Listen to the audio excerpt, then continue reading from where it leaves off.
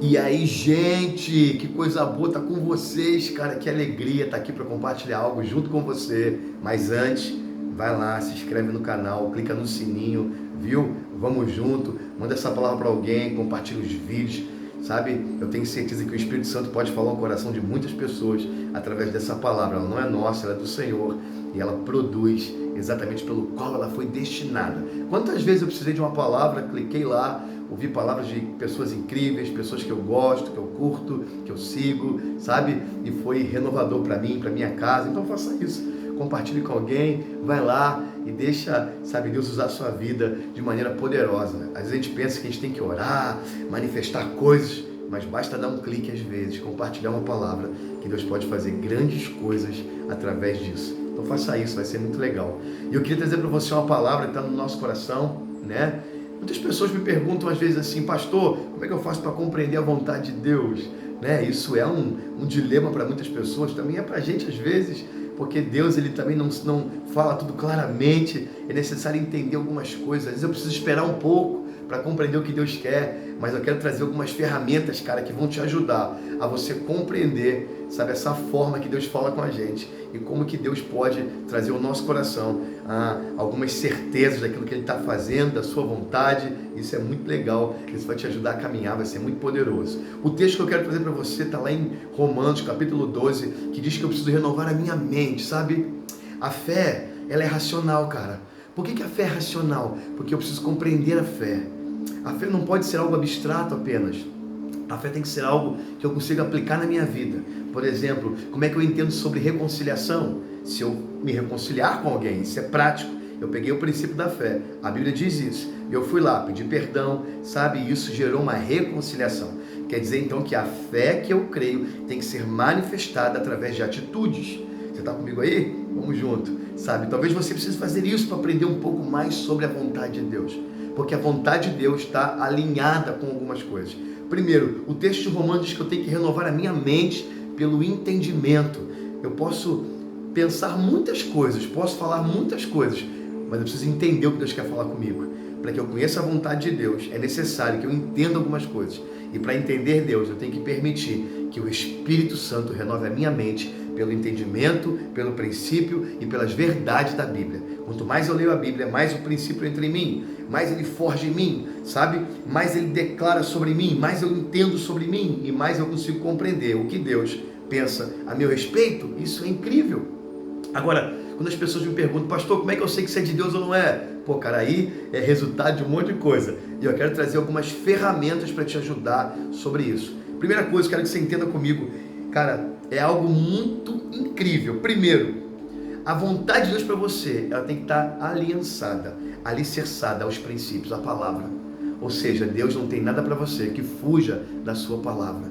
Pastor, como é que eu faço para saber o meu namoro, o meu aporte de emprego? Como é que eu faço para lidar com situações? Primeiro, eu tenho que olhar e ver se aquilo que está diante de mim condiz com a sua palavra. A primeira coisa é entender que a vontade de Deus está sempre alinhada com a sua palavra. Então, o que a palavra diz sobre namoro? O que a palavra diz sobre negócio? O que a palavra diz sobre associações? O que a palavra diz sobre, casamento, sobre família? O que a palavra diz sobre ministério? O que a palavra diz sobre obediência, sobre liderança, sabe? Sobre tantas coisas. Está aqui. Eu pego a Bíblia e eu aplico na minha vida. Então, eu começo a provar a vontade de Deus para mim. Porque a vontade de Deus, número 1, guarda aí, tem que estar alicerçada com a sua palavra. Número 2, para você não esquecer, é que depois que eu entendo que ela está alicerçada com a sua palavra, essa mesma vontade de Deus tem que testificar no meu coração, mas não é na minha alma, é no meu espírito, porque às vezes a vontade de Deus nem sempre é a minha. Jesus na cruz, indo para o sacrifício que tiraria você do inferno, ele perguntou, Deus, será que não pode passar esse cálice? Eu penso que naquela hora, o Jesus homem clamou ao Pai, mas imediatamente o Jesus espiritual, o segundo Adão, o perfeito, disse, todavia, Senhor, seja feita a tua vontade e não a minha.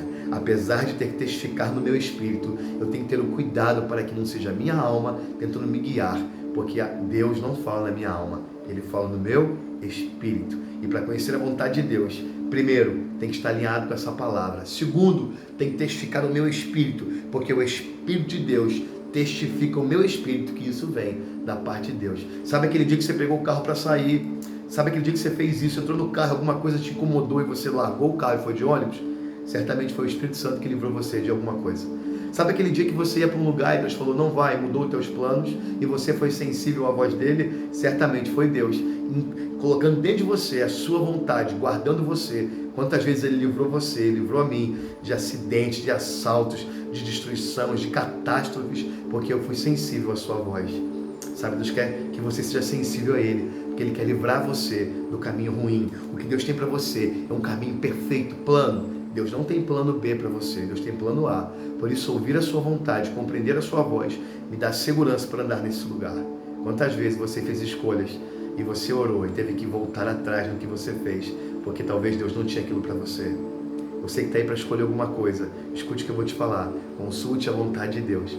Deus quer falar no teu espírito. Primeiro, veja se está de acordo com a sua palavra. Segundo, tem que testificar no seu espírito. Separe o que é da alma e o que é do espírito. Pense, dê tempo, calma. Deus quer te dar certeza para você não errar. Número 3, busque conselhos com mentores, pessoas que cuidam de você, o seu pastor, os seus líderes, pessoas que você conhece. Ei, não busca conselho com qualquer pessoa. Quem não enxerga para onde vai, levará você para qualquer lugar, cara. Por isso você tem que ouvir as pessoas que sabem para onde estão indo, que caminham com você, que cuidam de você. Teus pais, teus líderes, os pastores que cuidam de você. E isso a Bíblia diz que é bom, é na roda dos bons conselheiros que eu tenho a boa resposta. Então, primeiro, testifique com a Bíblia. Depois, número 2, testifique com o teu espírito. Número 3, busque conselhos. Sabe? Isso é muito importante. Número 4, isso aqui é incrível, eu aprendi a viver assim, tenho andado nesses dias entendendo isso. Os sinais acompanharão aqueles que creem. Observe os sinais à tua volta e veja se os sinais estão caminhando junto com o que Deus falou com você. Porque os sinais de Deus, eles acompanharão aqueles que creem. Então, se você está escolhendo aí, por exemplo, um namoro, veja se está de acordo com a palavra, cara. Entra lá, vê, sabe? Vê se dentro de você está testificando. Busque conselhos. Veja se os sinais que estão diante de você vão cooperar para isso. Deus não quer que você erre. Deus quer que você conheça a sua vontade. Isso é muito poderoso. Número 5, sabe? Renove a sua mente todos os dias. Busque o Senhor, a palavra, a relação com o Espírito Santo, para que Ele dê direções a você. Uma das coisas que eu aprendi e tem sido muito incrível na minha vida, eu quero trazer para você, quero colocar na nossa mesa aqui, quero compartilhar esse pão, sabe? É que os sinais de Deus, eles vão ao nosso derredor, nos dando direções, com placas indicativas. Sabe quando você vai entrar numa rua e tem aquela plaquinha amarela com a setinha e cortado no meio? Porque não pode entrar para lá. Quando você anda com o Espírito Santo, baseado na palavra, quando você entende isso, você anda num caminho cheio de placa. Deus começa a te orientar e dizer, não vai por aqui, pare agora, ó, o sinal está amarelo, reduza a velocidade, acelere, entre para a esquerda, ei, mão dupla, mão única. Tem época que é mão única. Tem época que é mão dupla. Como é que eu entendo isso? Aprendendo sobre a vontade de Deus. E o que eu estou te dando são ferramentas para você aplicar na sua vida. Sabe? Faça isso. Você vai ter mais chance de acertar e menos chance de errar. Isso é incrível. E depois que eu entendo que os sinais acompanham, eu renovo a minha mente, eu respeito as minhas medidas, eu respeito os sinais, eu respeito os limites de Deus, porque sinais, medidas, sabe? São ações protetoras de Deus. A vontade de Deus, ela é boa, perfeita e agradável. Todas as coisas cooperam para o bem daqueles que amam a Deus. Mas eu preciso entender que, primeiro, Ele alicerçou tudo isso com a sua palavra. Segundo, Ele quer testificar no meu espírito.